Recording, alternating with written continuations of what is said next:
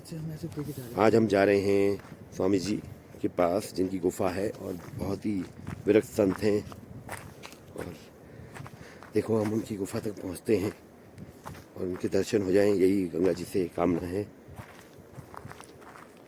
बहुत ही दुर्लभ जगह रह रहे हैं महाराज।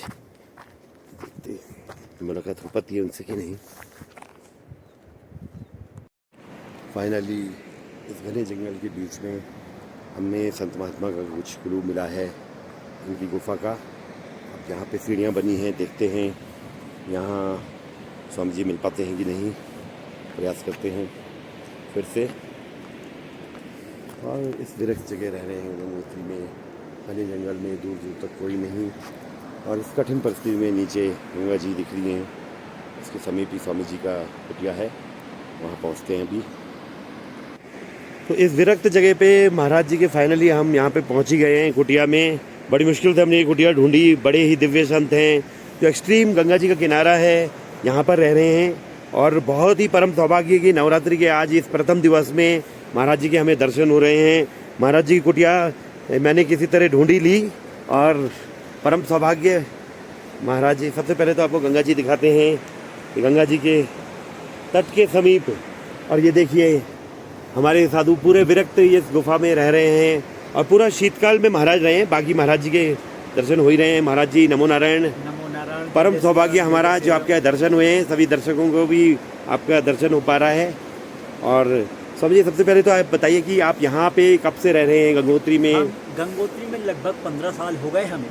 जी महाराज। तो अभी लगभग 2 साल से हम यहाँ आए हैं। अच्छा, इस कुटिया में? हाँ, इस कुटिया में। ये कुटिया पद्मगिरी जी की थी। अच्छा। वो तो उनका स्वास्थ्य खराब हुआ। जी महाराज। तो डॉक्टरों ने कहा कि आप जो है हाई एल्टीट्यूड पे न रहिए। जी। तो उन्होंने हमको दे दिया कुटिया। अच्छा, तो हम यहाँ लगभग 2 साल से हैं। जी। और ये शीतकाल, अब की फर्स्ट शीतकाल हमारा बीता है। अच्छा, बड़ा अच्छा अनुभव रहा यहाँ का। जी महाराज जी। ऐसी दिव्य जगह है जहाँ निरंतर गंगा जी के दर्शन हैं। और गंगोत्री में बहुत ही इस दिव्य स्थान पे हमारे महाराज जी रह रहे हैं। और महाराज जी अंदर चल के बात करें। और अच्छा, आपकी कुटिया भी थोड़ा सा ये स्पेस छोटा है। ये जी बहुत ही छोटी कुटिया है महाराज जी की। चलो ठीक है महाराज जी। ये महाराज जी की कुटिया के दर्शन कराते हैं इतने छोटे से स्थान पे, जहाँ पे एक छोटा सा महाराज जी का स्थान है रहने का। और साधना का असली साधक यही है, जो फैसिलिटीज से दूर और नेम फेम से दूर और अपनी सिर्फ साधना पे, साधना के उद्देश्य से परम गंगोत्री के माहौल पे रह रहे हैं। ये देख सकते हैं आप, बहुत ही आम आदमी तो यहाँ आ भी न पाए। और ऐसे ही ये जानबूझ के महाराज ने इसलिए रखा है। तरफ जंगल है। आधा किलोमीटर जब हम जाएंगे तब हमको रोड मिलेगी। जी महाराज। या कोई भी पब्लिक मिलेगी। इधर को एकदम सुनसान है, तो कोई आता भी नहीं। वाकई में महाराज, ये तो साधना के लिए बहुत ही उपयुक्त स्थान आपने चुना है। और यह गंगा जी ने आपको ये स्थान उपलब्ध कराया है। हाँ, गंगा मैया ने कराया, उन्हीं की कृपा है। जी महाराज। जैसे कुटिया से बाहर निकलते गंगा का दर्शन होता है। जी महाराज। और चूंकि छोटी कुटिया है तो स्नान ध्यान सब बाहर ही होता है। पूरे शीतकाल में बाहर ही स्नान किया। जी। तो बड़ा अच्छा रहा। जी महाराज। और ये जो है जोशी जी हैं, ये जोशी जी संतों के बड़े सेवक हैं।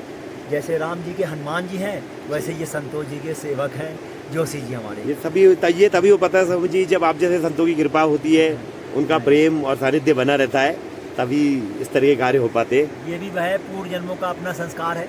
जी। माता पिता का भी जो है उसमें पुण्य लगता है। जी। तभी कोई गंगा का दर्शन करे और संतों की सेवा कर पाता है। जी।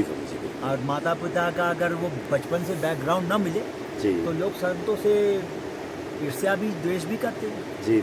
और माता पिता ने बताया नहीं, ये साधु है, इनका किसी भी दशा में इनका अपमान नहीं होना चाहिए। तो ये माता पिता और उसकी अपनी खुद की भी पूर्व जन्मों का प्रारब्ध है। जी। तो ये बहुत बढ़िया।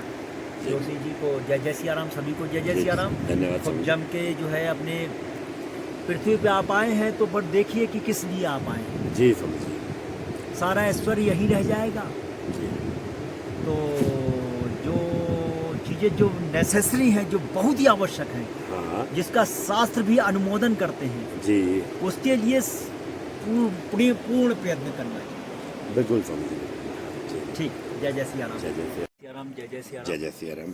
स्वामी जी, हम देख रहे हैं आजकल के टाइम पे लोग बहुत कंफ्यूज्ड है, बहुत ही दुविधा में है, डिप्रेशन में है। उनको समझ में नहीं आ रहा कि कैसे साधना करें। कोई उनको कोई गलत डायरेक्शन में भेज रहा है, कोई कहीं भीड़ जा रही है तो वहीं भीड़ के पीछे ही वो मतलब बेवकूफ़ बन रहे हैं। और ऐसे टाइम पे आप क्या सजेशन करते हैं? आप लोग तो देख रहे हैं पूरा दुनिया को, समझिए किस तरह साधना करे लोग। जी समझिए। तो ये हमारा कहना है, जो कमल जी आपने पूछा है इस प्रश्न पे, जी तो साधना तो सबसे पहले ये बताना होगा कि बहुत कठिन है। जी समझिए, तो बिल्कुल। इसलिए बताया जा रहा है कठिन है, इसलिए कि नहीं आप डिप्रेस होके हट जाए, इसलिए कि आप सतर्क हो जाए जी समझिए। और सतर्क होके चलें। तो आपको साधना कुछ नहीं करना है, शास्त्रों को पकड़ लीजिए और कभी मत छोड़िए। जी समझिए। शास्त्र जो शंकराचार्य ने या महर्षि वेद व्यास जी ने लिखा है, अगर आपने शास्त्रों को पकड़ लिया, ये भी कठिन शास्त्रों को पकड़ लिया और छोड़ा नहीं, तो आपको परमात्मा की के साथ साथ सर्व ऐश्वर्य की प्राप्ति, आपके कामना की पुष्टि तुष्टि हो जाएगी, आपको प्राप्त हो जाएगा जो भी आप चाहते जी, हैं, अगर शास्त्रों को पकड़ा। और शास्त्रों को छोड़ दिया, परमात्मा को पकड़ भी लेंगे तो परमात्मा पकड़ में नहीं आएगा। हमारे गुरु जी का कथन है, जी, आप समझे। शास्त्रों को पकड़िए, पारंपरिक शास्त्रों को पकड़िए। किसी ने अपने मन से उसकी व्याख्या कर दिया हो, पारंपरिक साधु नहीं हो, कोई फॉरेनर हो, कोई कुछ हो, तो उससे बात नहीं बनेगी। इससे भी इजी अगर चाहते हैं, इससे भी सरल चाहते हैं, तो आप कोई भी जो भगवान का नाम है, इसको आप लेने का प्रयत्न करिए और जी। धीरे धीरे इसको अभ्यास में लाइए। इसमें आपको हाथ का, इसमें कोई बंधन नहीं है। जी, आप समझे। अपने जिह्वा से रटते जाइए, अपने कार्य को करते जाइए। आप देखिए विदिन 3 साल अगर आप करते हैं तो आपका जीवन हमारे समझ से प्रभु कृपा से बदल जाएगा। जी समझिए। प्रेमानंद जी को थोड़ा सा सुनिए, जी समझिए। राजेंद्र दास जी को सुनिए, राघवाचार्य जी को सुनिए, ये फालतू आलतू को न सुनिए जिन्होंने अपने मन से ही अपना शास्त्र बना दिया, अपने शास्त्र साधना करते हैं। परंपरा को पकड़ेंगे, आपको भगवत प्राप्ति के साथ साथ सर्व ऐश्वर्य की सिद्धि हो जाएगी। परंपरा को छोड़ दिया तो हम तो नहीं जानते कि भाई प्राप्त होगा कुछ। जी समझिए। तो फिर हम बोल रहे हैं कि केवल कोई भी नाम, शिव का नाम हो, राम का नाम हो, कोई भी जो नाम आपको पसंद हो, जी समझिए। उसको ले लीजिए, 24 घंटे जपिए, प्रयत्न करिए। आपके गुरु आपके घर पे आएंगे, आपके इष्ट आपके घर पे आएंगे और आपको सभी कुछ प्राप्त होगा। और ऐसे अगर कहीं चले जाएंगे आप, आपको कुछ पता नहीं, कहीं चले जाएंगे तो आपका शोषण हो जाएगा। ये आपका शास्त्र और अध्यात्म बहुत बड़ा माया जाल है। आप एक बार उलझ गए तो 7 जन्म में आप निकल नहीं पाएंगे। जी। इसलिए आप घर पे रह के नाम जप करिए, जी प्रेमानंद को सुनिए, नाम जप करिए जी। और आप 3 साल के अंदर नीर क्षीर का विवेक आ जाएगा। आप देखते ही पहचान जाएंगे कौन साधना कर रहा है, कौन हमारी हेल्प कर सकता है। अन्यथा ये बहुत बड़ा माया जाल है। बिल्कुल समझिए। ठीक है, तो फिर हम बोल रहे हैं, एक बार फिर से बोलते हैं, जी समझिए। आप किसी भी शास्त्र को, गीता को, रामचरितमानस को, जो सरल आपको लगे उसको पकड़िए, नाम पकड़ लीजिए और कहीं मत जाइए। परमात्मा आपके घर पे ना आवे, आपका दरवाजा ना खोल के नॉक ना कर दे और आपको कह ना दे कि मैं आया हूँ, मैं जिसको तू भजता है वही हूँ, तो आप फिर वो शास्त्र झूठा हो जाएगा। हम तो किसी काम के नहीं है, शास्त्र झूठा हो जाएगा। और शास्त्र कभी झूठा नहीं होता, डीएम का लेटर कभी झूठा नहीं होगा। ना ना समझिए। इसी प्रकार शास्त्र जो है एक प्रकार से महर्षि वेद व्यास की वाणी है, प्रभु भगवान की वाणी है, वो कभी झूठा नहीं होगा। भगवान झूठे हो जाएंगे, भगवान झूठे हो सकते हैं, उनकी वाणी झूठी नहीं होगी, शास्त्र कभी झूठा नहीं होगा। शास्त्र आपको पकड़ लीजिए, सर्व सिद्धि प्राप्त होगी, सर्व कामना तुष्टि होगी। पुत्र की दिक्कत है, पुत्र नहीं है, आपको जो है क्या आपकी लक्ष्मी की दिक्कत है, रोग हो चुका है, आयु कम है, कुछ भी आपको पृथ्वी पे लगता है कि मुझे ये चीज प्राप्त करनी चाहिए, तो आप शास्त्रों को पकड़िए और किसी एक नाम को, अरे सबसे सरल नाम तो पंचाक्षरी मंत्र है। अगर आप अधिकारी हैं पंचाक्षरी जपिए, नहीं अधिकारी हैं किसी से पूछिए।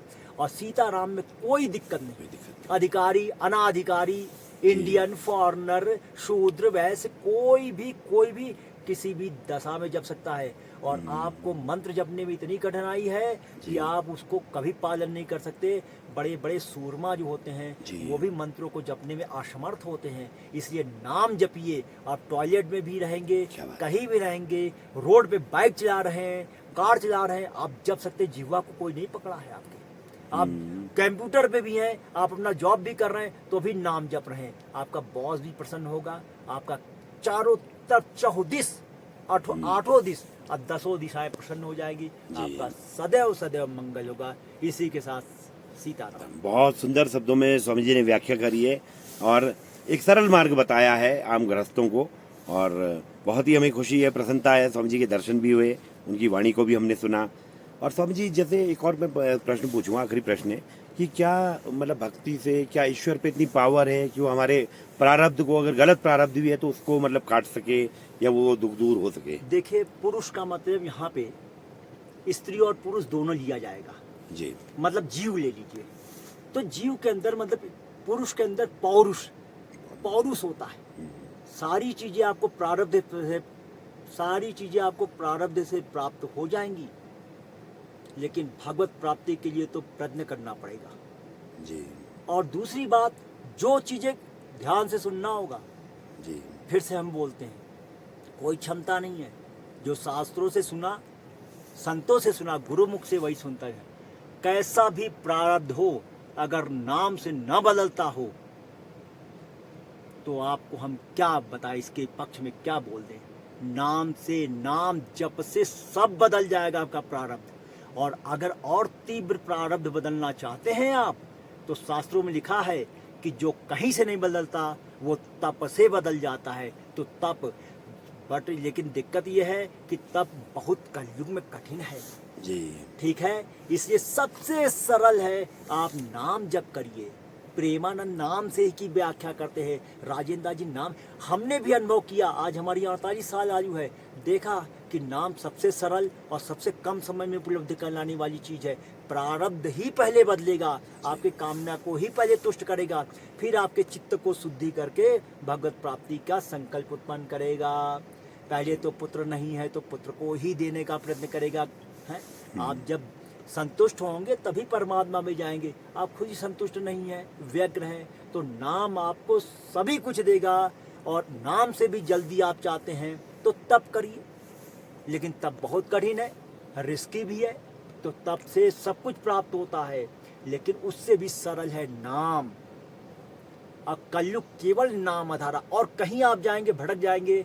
बड़े बड़े साधु नहीं प्राप्त कर पा रहे हैं, तो आप कैसे आपके पास दुनिया भर की समस्या है, और फैमिली को भी देखना है आपको अपना सरवाइव भी करना है। हम तो भिक्षा मांग के करते हैं, हाँ, सरवाइव भी करना है। तो सबसे सरल फिर से बोलने हैं, नाम ही आपको आपकी सारी चीजें उपलब्ध करा के, सर्व वस्तु उपलब्ध करा के, सर्व संतुष्टि दे के, और आपके यथार्थ गंतव्य तक नाम ही पहुंचा देगा। इसमें कोई संदेह नहीं है, कोई संदेह नहीं है। और कलयुग में नाम से बड़ा कोई मंत्र नहीं है। वाह, बहुत सुंदर शब्दों में स्वामी जी ने बोला। बहुत बहुत धन्यवाद स्वामी जी।